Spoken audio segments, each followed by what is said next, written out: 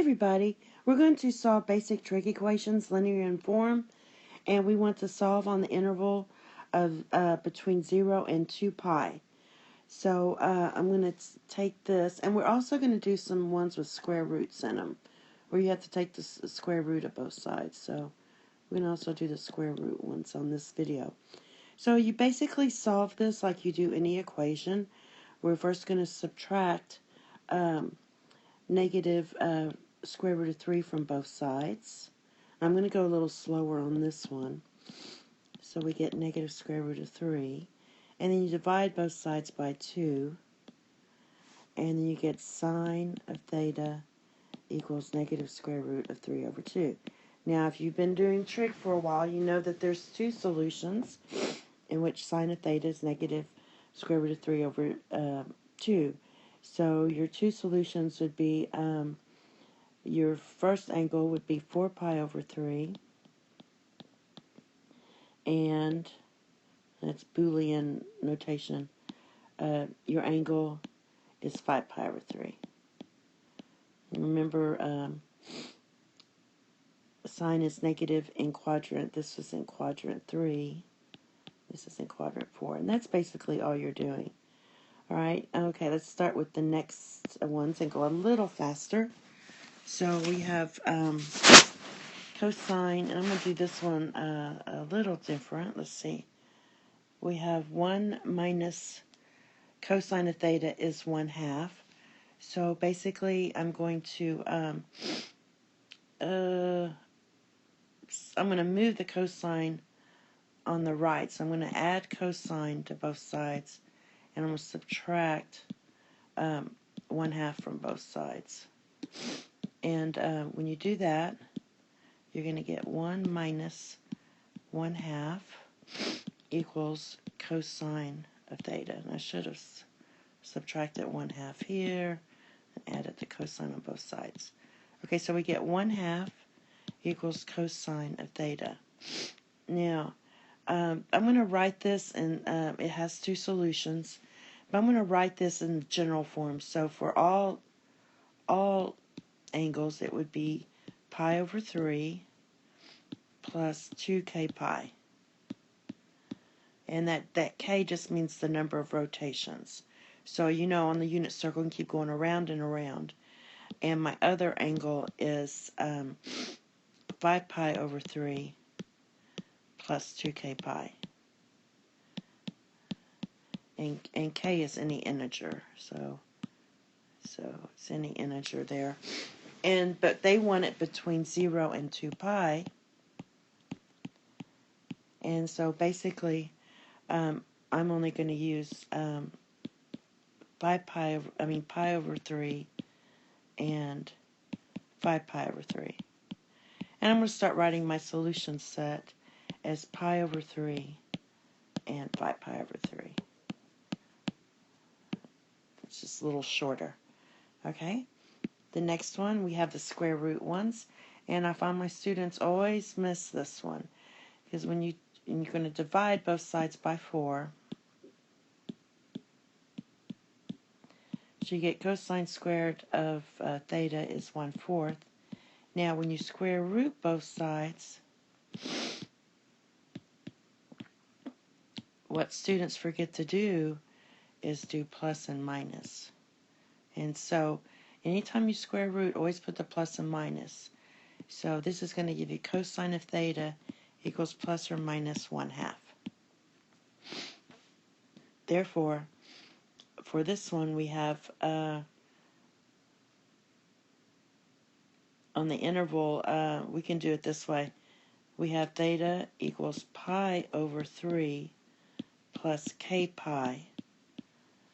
Or we can say theta equals 5 pi over 3 plus k pi. So I'm rotating this around.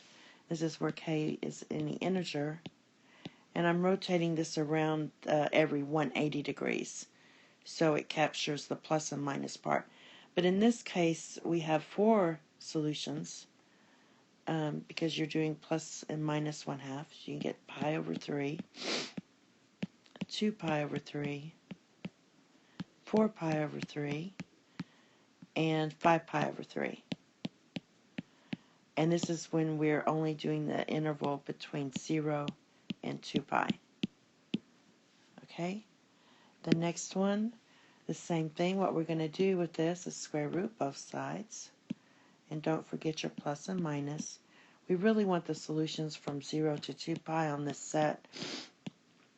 And then when you're going to get tan of theta equals plus or minus 1 over square root of 3, which we know is equivalent to plus or minus square root of 3 over 3.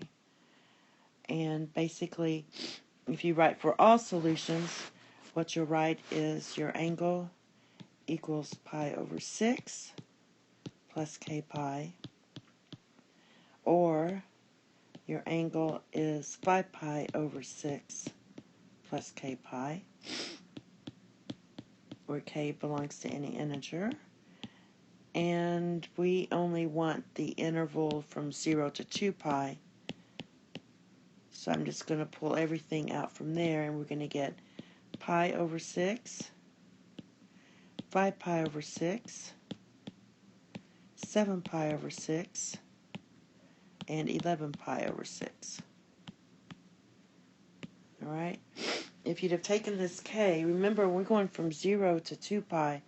We're really going from, if we have 6 in our denominator, we're really going from 0 to 12 pi over 6. And when you're looking at this, when I let k be 1, so let's let k be 1, we're going to have, I'll do this over here, pi over 6 plus pi, which is 6 pi over 6.